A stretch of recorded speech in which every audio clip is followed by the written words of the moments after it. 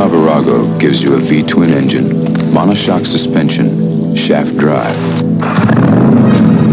and the satisfaction of knowing that while the others are off following the crowd, you're not.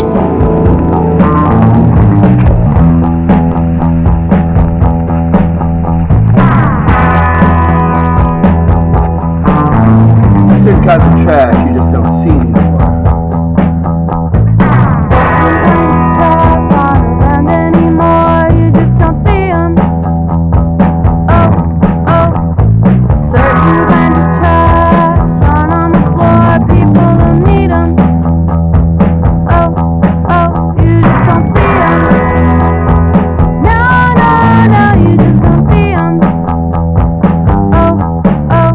Like pop tops from a 12-ounce can, you just don't see them. Cigarette holders in colored sand, you just don't see them. Pieces of magnetic tape caught in a tree. These are the things that I love to see. You just don't see them. Oh no, no, you just don't see them. Woo! Come on!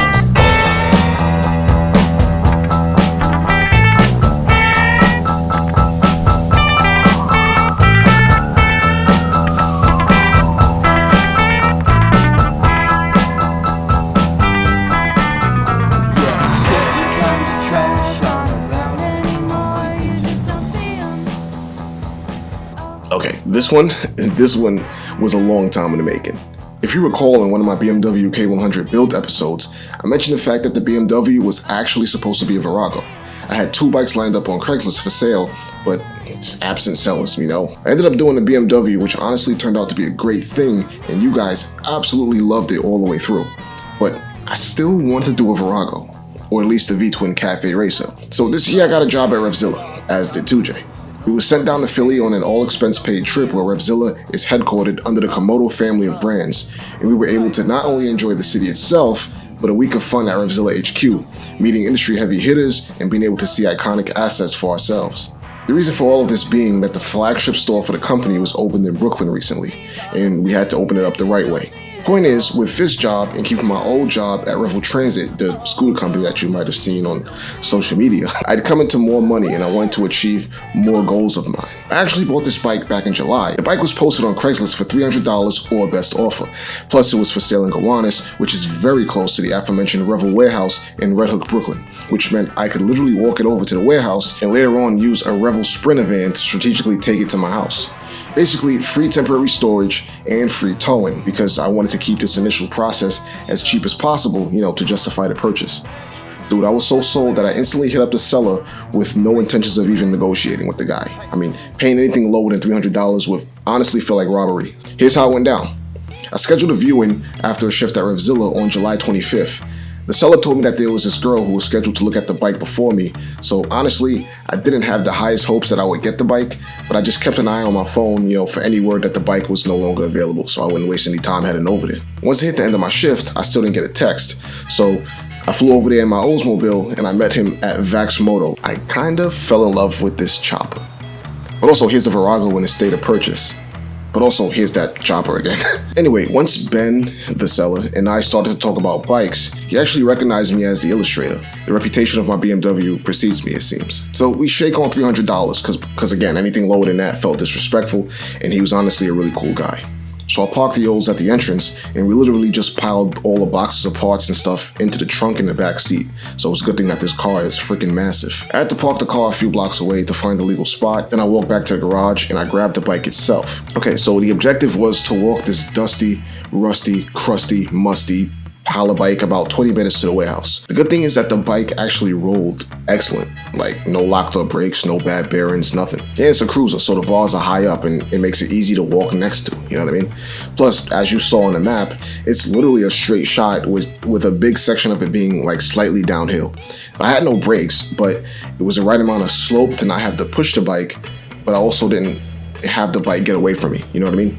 Like, I was mostly just holding it upright. I got a few looks and a few comments, but they were all positive, you know. New York City loves that grimy shit. So I took a break at Dunkin' Donuts and I bought a colada that was way too sweet, but it was hot out, so whatever. By that point, 2J was actually leaving Revzilla, and on his way home, he passes the Revel warehouse. So out of curiosity, he just pulled up to the warehouse to, you know, see the bike and then also impersonate me on live television. Hey guys, my name's the Illustrator NYC. Bro, you guys should definitely check out my YouTube videos. We got a brand new project. It's a 19 blank blank blank. I'm sure you're gonna add Yamaha Virago. It wasn't actually until 5 days later that I actually picked up the bike from the warehouse and took it home. The reason being that I had to wait until my overnight shift at Revel would take me somewhere close to East New York so I could, you know, just cheekily squeeze the Virago in the van and then take my lunch break at home where I would quietly dump the bike. Every night I look for the opportunity to do it, and I finally got my chance on July 30th. I went into the warehouse, I loaded the Virago into the Sprinter van, which has a handy ramp which is used for loading Revel scooters, so it's perfect. So I got the ramp up, closed the door, and I guess for some reason I just decided to hell with my phone, and I just kind of drove off without it. I must have changed my mind about 2 blocks away and sped back after patting myself down like you do when you don't feel your phone on you. We've all been there. Anyway, I got the bike home and it sat there for another few days until August 5th. It's funny because I guess the universe thought I left the Virago out for 1 day too long, because the one morning that I came out to break the bike down is the day that the cover got taken.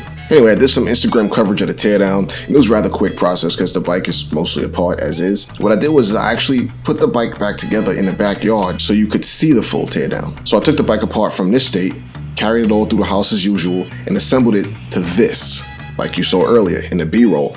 Yes, I went through those boxes of parts and I put everything back on the bike roughly, minus a few things that would be either too annoying to put back on or things that were broken, you know, missing hardware. I just wanted you to be able to see the full bike come apart.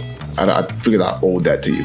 Plus, this helps my knowledge of the bike too. At this point, I also wanted to experiment with getting the bike running. I know the engine turns over, I know it has compression, I know the starter works, and I had bought some brand new carbs, so why not try? All right, look, this ain't rocket science. Just remove the seat while working on the bike, which was easy because it was never actually attached. I don't actually have the keys or title for that matter, so I purchased an eBay ignition with the key so I could try to get some key on action. I think my dog Ginger didn't appreciate the fact that I was about to fake steal this bike.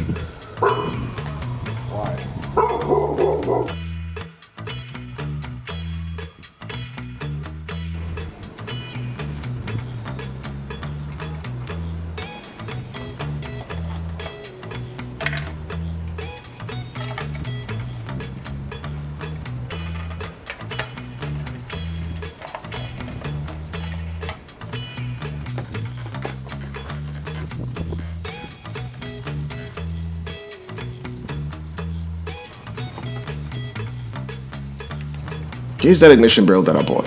And I was off to a great start because I instantly realized that it was incorrect due to having a 3-wire connection instead of 4, as well as missing an entire other connector for 2 other wires. I don't know how it's wrong when it was listed for this bike, but okay, I can make it work. I started by cutting the wires from the ignition that came on the bike. Now, I don't really feel bad about that because I don't have the key, so I can't use, keep, or even sell this thing. I could use the connectors though, and this way I don't mess up the main harness. Alright, so with the connectors in hand, I cut the connector off the eBay ignition and just matched colors to see if I could adapt it with some wire splicing.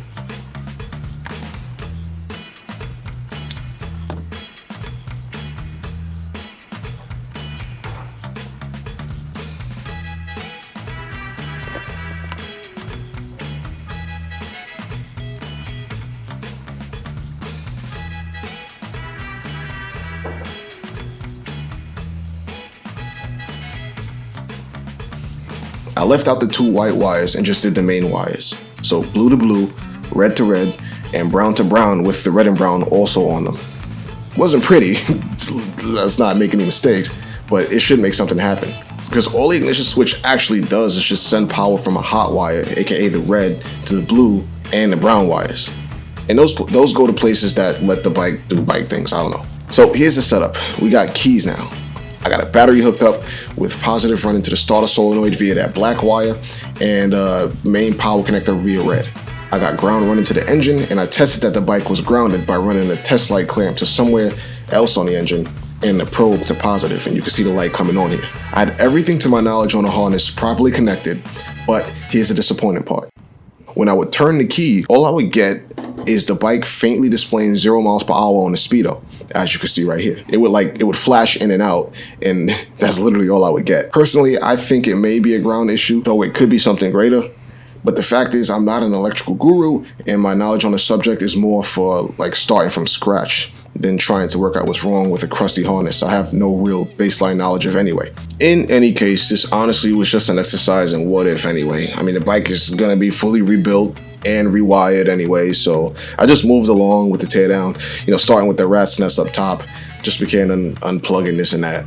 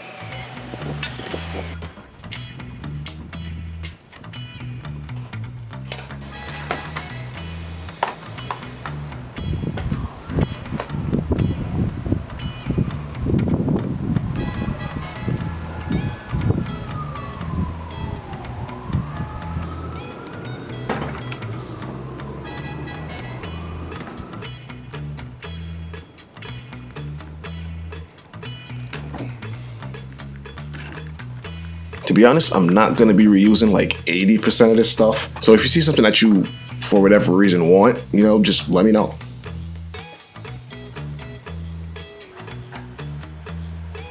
I gotta admit, these adjustable bars are actually pretty cool. Like, you can angle them any way you want thanks to these little splines.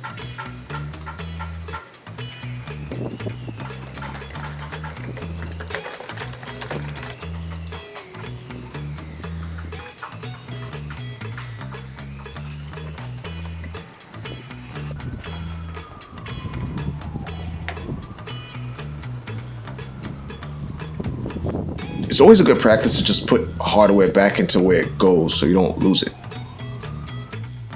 The teardown was definitely coming along, but there's still a fair bit to go, so let's continue.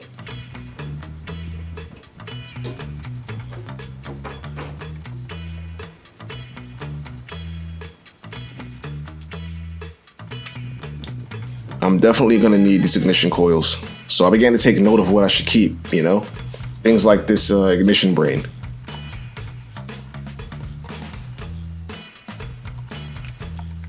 I won't need this airbox snorkel thingy because I'll likely run a pod right there. You can actually see that's where the intake is. The actual airbox is actually the frame itself. There's a little hollow channel running through it from the filter and that snorkel into the carbs, which is a very interesting setup.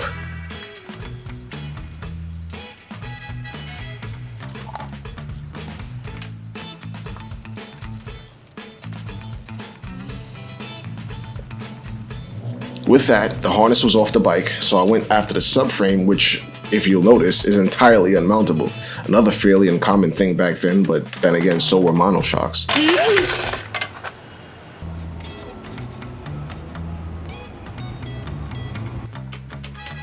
The bottom part of the subframe mounts to the foot peg mount. I guess that's why the mounts are so bulky on this bike.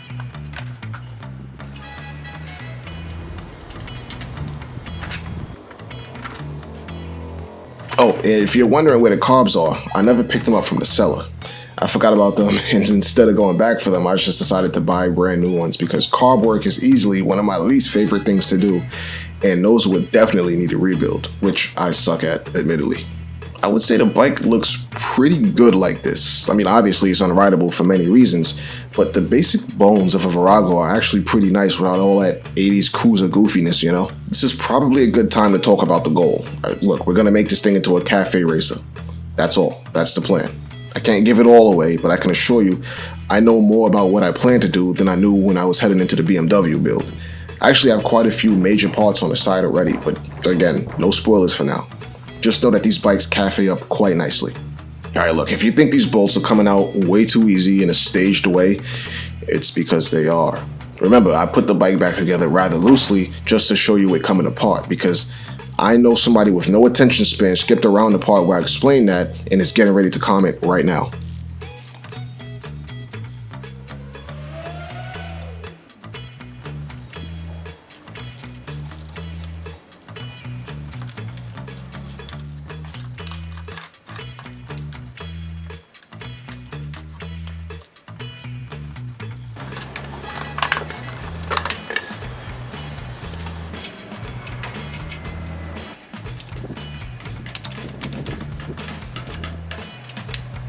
Alright, since these foot pegs are so integral to the chassis and the subframe, they're secured by engine mount bolts, meaning they're really on there. Alright, there's one short engine mount bolt at the top and then one long one that passes through both sides at the bottom. As the pile of unneeded parts grew, I switched my attention to the front end.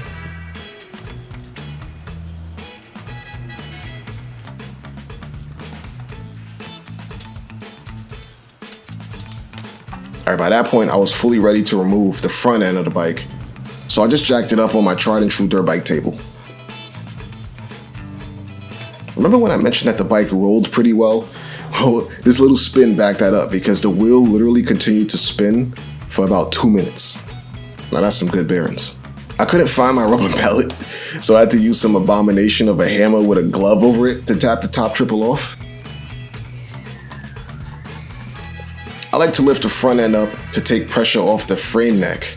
After that, it's just jacking the bike up enough that you have the stem fall out of the bottom. Yeah, it's looking like the old 3-chunk method again, ain't it? One chunk is the motor itself, so let's get that out of the frame. You got 2 pass-through nuts and bolts at the top of the front cylinder.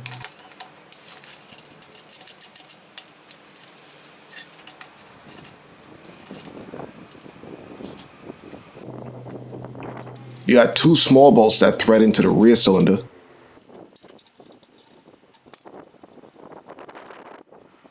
Two of the previously mentioned small foot peg bolts on each side at the top, and then you have one long run running through both of them at the bottom.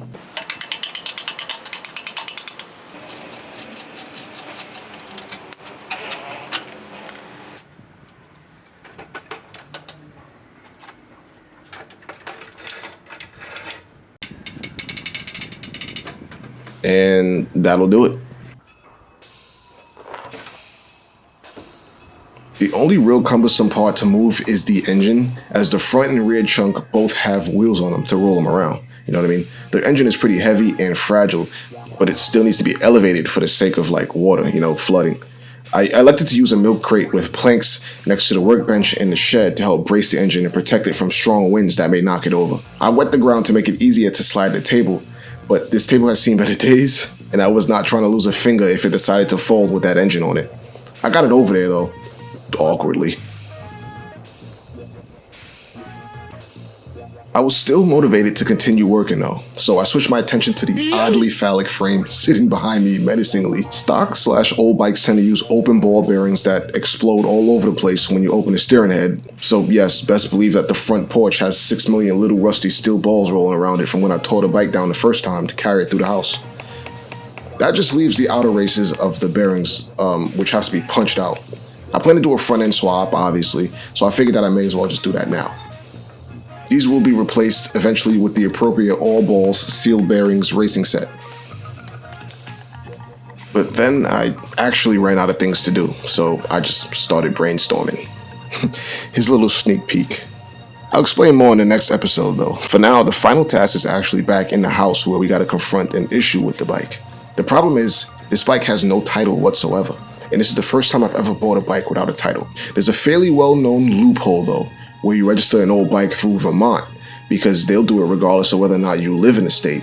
Also, for vehicles older than 15 years, Vermont does not issue titles, only transferable registration. So I found this guide from a website called Chin on the Tank, and it's still mostly valid, but since it's from 2014, some of the links don't work anymore, and you have to find the Vermont registration forms yourself, and also the price is no longer $44, it's $48. Okay, so having run in vintage bike circles, I know of the loophole, but this is the first time I've ever done it myself. So I just followed the guide and then some, because I wanted to make sure I really get this right. I printed out a bunch of stuff that obviously has a lot of personal info on it that I wouldn't want to show you. So I printed out some edited or blank sample copies on the side of everything I'm sending so you can still see what I'm sending, you know what I mean? So I got the VD119 registration form, a bill of sale, a FS20 insurance form, a verification of insurance from Progressive with the exact VIN on it, a picture of the odometer, a picture of the VIN in which the stamped engine number is also visible, another VIN photo, a picture of the previous Department of Defense registration from Florida. This bike was actually owned by a soldier on a base, a literal printout of the Craigslist ad, another angle, just to show the Department of Defense sticker for consistency, a pic of the engine serial number, a screenshot of the Venmo transaction. Oh, okay, this is the NADA appraisal, which Vermont bases its sale tax on.